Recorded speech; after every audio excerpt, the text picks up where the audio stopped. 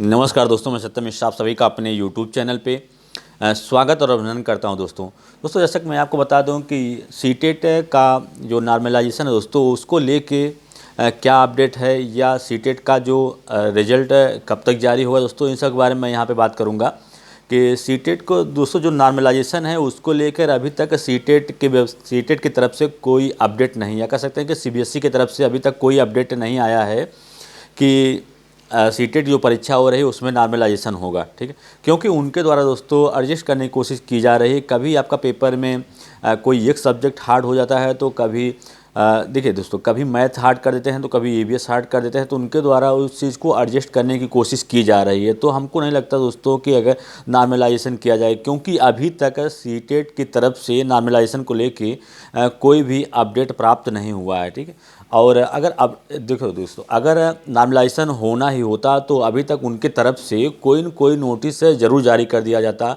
कि पेपर में हार्ड आ रहा है, या जैसे बच्चों के द्वारा ये कहा जाता है कि पेपर बहुत हार्ड आ गया है, पेपर बहुत सरल आ गया है। ठीक है, पेपर मीडियम लेवल का आ रहा है, तो कहीं न कहीं दोस्तों उनके द्वारा उस चीज़ को एडजस्ट करने की कोशिश की जा रही है। ठीक है, तो हम तो ये नहीं लगता है कि इस बार नॉर्मलाइजेशन होगा ही। अभी दोस्तों कुछ भी कहा नहीं जा सकता, हो सकता है कि बहुत ज़्यादा जिनका हार्ड पेपर आ गया हो उनके लिए नॉर्मलाइजेशन की प्रक्रिया हो सकती है। ठीक है, क्योंकि अभी तक बच्चों के मन में ये संशय था, काफ़ी बच्चे इसलिए परेशान थे कि काफ़ी बच्चों का सर्वर की वजह से, या कह सकते हैं उनके सेंटर में आग लग जाने की वजह से कई रीजनों से उनका पेपर कंडक्ट नहीं हो पाया था। तो उनके मन में यही सवाल था कि उनका पेपर होगा कि नहीं होगा। तो सीटेट के द्वारा एक नई नोटिस जारी करके इस चीज़ को क्लियर किया गया कि जिन बच्चों का सर्वर डाउन होने की वजह से, या किसी टेक्निकल इशू की वजह से, या उनके सेंटर पे आग लग गई थी, इस कारण से उनका पेपर नहीं हो पाया था, तो उनके लिए अलग से दोस्तों पेपर कराया जाएगा। उनके लिए डेट भी निर्धारित कर दिया गया है कि किस किस डेट के जो बच्चे थे उनका पेपर दोबारा से कंडक्ट कराया जाएगा।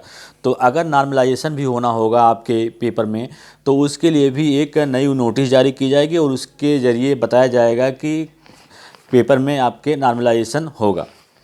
नॉर्मलाइजेशन हो जाएगा दोस्तों, तो सबसे ज़्यादा जो फ़ायदा भी होने वाला होगा, तो सबसे ज़्यादा जिनका शिफ्ट बहुत ज़्यादा हार्ड होगा उनके पेपर में ही नॉर्मलाइजेशन होगा। ठीक है, नॉर्मलाइजेशन का फ़ायदा उनको ही मिलेगा। और नॉर्मलाइजेशन में दोस्तों कितना भी नंबर बढ़ता है, मात्र कम से कम 1 2 3 4 2-3 नंबर सिर्फ आपके बढ़ेंगे अगर नॉर्मलाइजेशन होता भी है। ठीक है, तो इस चक्कर में मत रहिए। सिर्फ आप अपने अभी जिन भाई बहनों या दोस्तों का पेपर अभी आगे के शिफ्ट में बाकी है, तो अपने पेपर पर ध्यान दें, मन लगा के दोस्तों तैयारी करें, और प्रीवियस ईयर पेपर जो है उसको सॉल्व करके जाइए, क्योंकि वो ज़्यादा हेल्पफुल साबित हो रहा है सबके लिए। ठीक है, तो जितना हो सके आप अगर 2021 का पेपर अगर सॉल्व कर लेते हैं तो दोस्तों वो तो आपके लिए कह सकते हैं कि एक टाइप से रामबाण है। ठीक है, उतने में से अगर आप पूरा पेपर सॉल्व करके जाएंगे तो उतने में से आपका सारा क्वेश्चंस आपका वहीं से फंस जाएगा।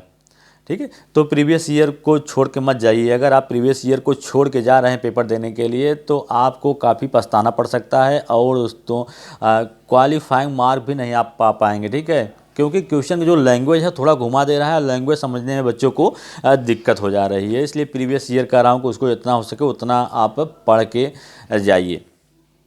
और रही बात है कि सीटेट का रिजल्ट कब जारी होगा, तो दोस्तों मैं आपको बता दूं कि सीटेट के रिजल्ट को लेके या उसके आंसर की को लेके मैं आपको अपडेट देना चाहूँगा कि सीटेट का जो आंसर की है आपके इसी फरवरी लास्ट तक आपको इसका आंसर की देखने के लिए मिलेगा, और मार्च में इसका रिजल्ट या कह सकते हैं इसका परिणाम भी जारी कर दिया जाएगा। दोस्तों ये रही सीटेट को लेकर जो महत्वपूर्ण अपडेट थी दोस्तों, इसके बारे में सोचा जो भी भाई बहन या दोस्त हमसे जुड़े हुए हैं उनको हम इस अपडेट के बारे में अवगत कराएं, ताकि उनको भी इन सब चीज़ों के बारे में जानकारी प्राप्त हो जाए कि कब आपका रिजल्ट जारी होगा, कब आंसर की आएगा, और नॉर्मलाइजेशन होगा कि नहीं होगा। दोस्तों इसी तरीके से अन्य वीडियो के साथ मैं फिर मिलूँगा, तब तक के लिए धन्यवाद।